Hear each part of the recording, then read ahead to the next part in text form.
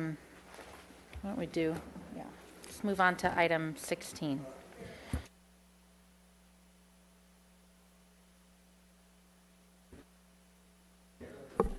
Item 16, Stage 3 Drought Update.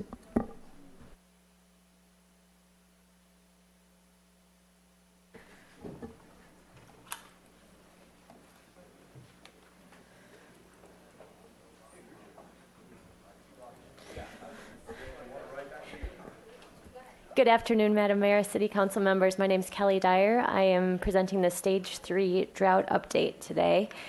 And we will be discussing the status of the drought, our water demands, and our water supply drought funding. And then we will be recommending council action at the end of the presentation. I do recognize we're short on time today, so I will be trying to keep this brief. If there's anything... I'm sorry, could someone close the doors out there, please? Thank you. If there's anything that needs further explanation, just let me know. This is a chart that's produced by NOAA. It is our drought monitor, and the drought has improved. In fact, it's over for most of the state, but in our area, we still remain in a drought. And even within our county, I wanted to just point out that local conditions can vary. So in some parts of our county, the drought has subsided. In the South County area, we remain in a Stage 3 drought declaration with 30% conservation target. That's similar with the other South Coast agencies. This is a chart of Kachuma's storage. The black line is the current drought. And so you can see with the rainfall this spring, the reservoir is about half full.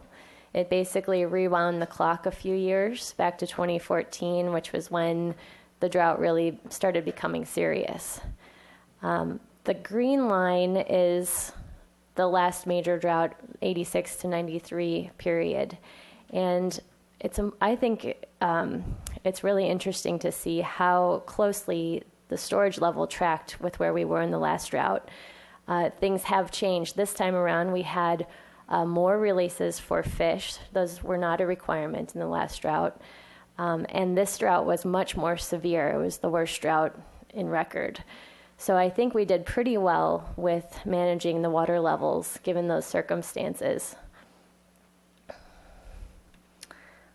This is our water demands. And so the water demands for the month of April were 40% below pre-drought demands, and our 12 months running average is a 38% reduction. So even though we did change, we revised the conservation target to be 30% this spring, our community is still conserving, which is a good thing for water supply. It is something that we need to consider for water rates, which is the next item on the agenda. I wasn't surprised to see that the conservation had not rebounded. This chart is our historical water use going back to the 1980s. So here we are today, which is about at the same point as the low point for water demands in the last drought. And even after water use restrictions were lifted, demands did not rebound immediately. It was somewhat of a slow growth over several years, and ultimately they never returned to what they were before the drought because people had made permanent changes in their water use. And I think that will be the case again in this drought. This is our current water supply strategy. We're currently in year 6 of the drought. This drought began really when Kachuma stopped spilling. The last spill was in May of 2011. So our water supply for this year is based on the 30% conservation target. A portion of our water is from desal, the green. We have a portion of our water from the State Water Project, imported water, which is orange. We have had some groundwater earlier this year. Our wells are now shut down. And the light blue bar is our Gibraltar water, which is a significant portion of our water supply this summer. and then the dark blue is Kachuma. We're holding off on using our Kachuma allocation and planning to carry it over for use next year. And then the purple bars are recycled water. So Gibraltar is currently at about 97% of capacity. It did stop spilling in May. We're currently maximizing our diversions up to our water rights, and the water quality has been good. Kachuma is about half full, and fish releases have resumed. They're at about 4 acre-feet per day the last time I checked. And we did receive a 40% allocation for this water year from the Bureau of Reclamation. And then the new water year begins October of 2017, and we expect to receive an additional 40% allocation at that time. Not all the water stored in Kachuma is project water, which is why we received a smaller allocation this year. This chart is produced by the county, and I wasn't going to go through the details on it. The point is there are a number of accounts, water accounts, and the accounting is somewhat complicated for Kachuma. Our project water is this very top bar. This is our 40% allocation that we received. The remaining unallocated project water is the next bar down, which is when that's going to play into the 40% allocation we'll receive in October of 2017. We do have some state water that's stored in the lake, but the majority of what's in here is reserved for other accounts. Downstream water rights and fish releases, the minimum pool, and evaporation. And I will be bringing this chart back in future updates to talk more about this. So you'll see this again, and we can get into some of the more detailed information behind it. Imported water, state water deliveries have been delivered to Kachuma at maximum capacity. All the water agencies are really trying to move water from San Luis to Kachuma as much as possible. San Luis is pretty full and at risk of spilling again next year. We currently have about 2,200 acre-feet stored in Kachuma and 3,800 acre-feet in San Luis. We're projected to have 1,800 acre-feet remaining in San Luis at the end of this calendar year. Because of the risk of spill next year, our strategy has changed compared with previous years in the drought. This year, we're only going to carry over about 900 acre-feet of that water to next year, which is about how much we can deliver within a few months, assuming a spill occurs in March. The remainder, we would like to repay some of our debt, our water debt that we owe to AVEC.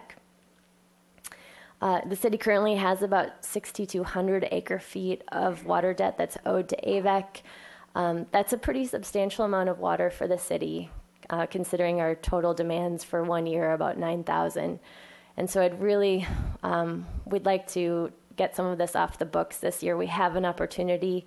AVEC has said that they can take return of about 2,000 acre-feet per month, starting in July, going through December. And so we're working to return about 2,900 acre-feet. That would reduce our debt to about 3,300. In order to do that, we are pursuing the purchase of 2,000 acre-feet of supplemental water, which I'll be discussing more on the next slide. Did you want to? Yeah, I had a question. Is AVEC the only entity that we owe water back to? Councilmember Hart, that's correct. So that's the total water debt right there? Yes. Thank you.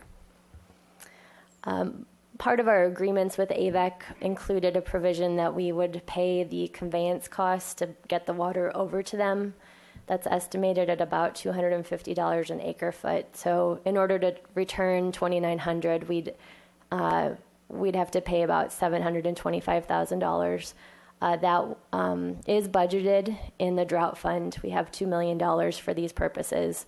That is budgeted to cover those costs. So the city of Santa Maria have approached the city of Santa Barbara with an opportunity for water purchase. They have excess water supply. Their imported water exceeds their demand, and they have 4,000 acre feet available for purchase. Montecito's interested in 2,000, and we're interested in the other 2,000 in order to pay off some of that AVEC water debt.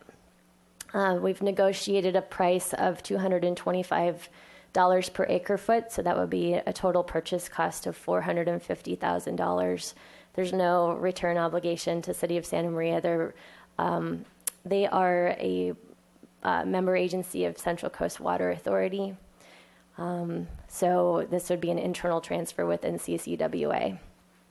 And again, we have sufficient budget for it. Santa Maria City Council will consider this item today as well.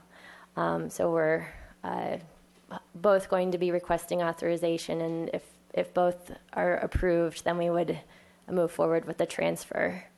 We are posting a CEQA notice of exemption upon approval by council. Our existing agreements with CCWA all allow for the transfer of water among participants of the CCWA State Water Project participants. So this is something that's already part of our existing agreement. That's why it's a notice of exemption. Our groundwater basins are currently resting. We are maximizing our use of Gibraltar Reservoir, which allowed us to rest the basins. They're at historic lows, currently at about 30% of capacity. So we do have some water left in the basins if there's a need to turn the wells back on, if the drought continues or one of our other sources goes down. That is still a resource that has some remaining yield. And at this point, I'm going to turn it over to Mr. Hagmark for the rest of the presentation. Madam Mayor, council members, Joshua Hagmark, Water Resources Manager. I wanted to give you an update on the recycled water treatment facility. We just finished the modifications to that facility. And as of yesterday, they started their 14-day operational test. I hope in July we'll be able to report that we've gotten the facility up to its design production, which is the 2.5 million gallons a day. And as you are aware, the city is pursuing legal action to try and recoup some of the costs that we have spent to make those modifications to get the facility up to where it needs to be. The desal project, as of May 30th, the plant started putting water into the system. It has been operating intermittent as they continue to work through startup issues. It's as you can imagine, a very complicated system, and it has alarms that will shut down the system anytime that there's some pressure irregularity and changes. And so they continue to work through those. They have started the acceptance testing. It requires that they run for a complete 24 hours to get credit for that full day of acceptance, and they have to have 14 days of that. So they are not done with the acceptance testing yet and continuing to work through issues there. I'm hopeful we'll have some type of completion here in early July, just based on the progress they've been making. It looks pretty good. As far as public outreach, we've done quite a bit to try and get information out to the community. It is difficult for those people who are asking how this is going to change their water. It is going to change throughout the year and throughout the day, depending on where you are in the city. We've tried to put some information showing people just on a daily basis how much it might fluctuate. We are not doing tours right now. There's a lot of activity still at the plant, but we anticipate once we've completed the acceptance testing, we'll start to schedule something. We thought something maybe late summer would be applicable, but we do want to certainly get people in there to see and learn how it works. And I have some fantastic news today. We finally have heard back on the Proposition 1 funding for desal. And I just have to, Senator Jackson really came through for us. We have been working now for 2 years to try and get access to this funding, which we knew was available when we awarded the desal project. There was roughly $100 million set aside for desal in California. And the voters of Santa Barbara turned out, I think it was over 60% support of Proposition 1, because we saw that money being very helpful to help offset some of these costs for drought. And unfortunately, the initial guidelines that DWR came out with were going to exclude us because we had moved too quickly to get our project online. And unfortunately, or fortunately, Senator Jackson was very effective in persuading them to open their eligibility dates. And so at this point, we are open to participate now, and we will be putting together a package. Our grant application is due September 1st. I expect this grant application will be in excess of 1,000 pages. It'll be a very extensive application, but we are working on that, and we're looking at up to $10 million for construction, and there's potentially other pockets of money for feasibility studies, which we did. So I'm really hopeful we'll be able to secure this and really help offset some of the significant costs of this drought. And that brings us to our recommendation today, which is approve and authorize the Public Works Director to execute a water purchase contract with the City of Santa Maria. Thank you. I don't see any public comment speaker slips. I also have to emphasize that our state senator, Hannah Beth Jackson, was dogged in her process and making sure those guidelines would include us to compete. I mean, it's no guarantee that we'll get the money, but to at least be able to compete, and multiple conversations back and forth. And I want to appreciate her staff very much. And I know have been working with you on a regular basis. And I don't know if this is part of the next item, probably be worth asking. I'll ask it now, and maybe as you get into the next item, you can answer. But if we were to get a $10 million loan to help offset some of these costs for the desalination plant, what does that do to rates? I mean, I guess the short answer is it means you don't have to raise them as much as you normally would, or, so just, I'll reserve that for the next item, since we're talking about rates in the next item, but she really came through, so I just want to acknowledge that. Yeah. Mr. White. Thank you, Madam Mayor. Before I make the motion for the staff recommendation, I want to comment that a couple of things. One is that this Prop 1 also was part of the package of recommendations that all of the water agencies in the county made to the state. Is that not the case?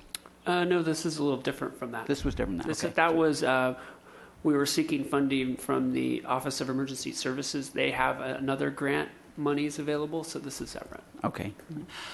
So that I thought that it was part of it as well. Mm-hmm. And secondly, that this purchase from Santa Maria is a good thing. I can tell you that the city of Santa Barbara stepped up to support Santa Maria's purchasing of the table. What is that? Suspended Table A. Suspended Table A water. So that was a county-wide collaboration element in the midst of this drought. And this purchase is within the county of Santa Barbara.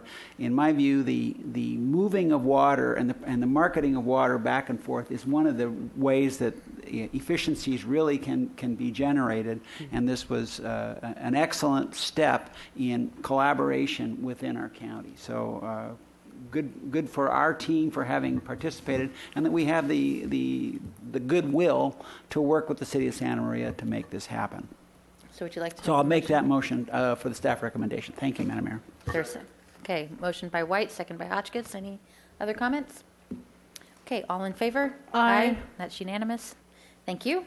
And then item 17.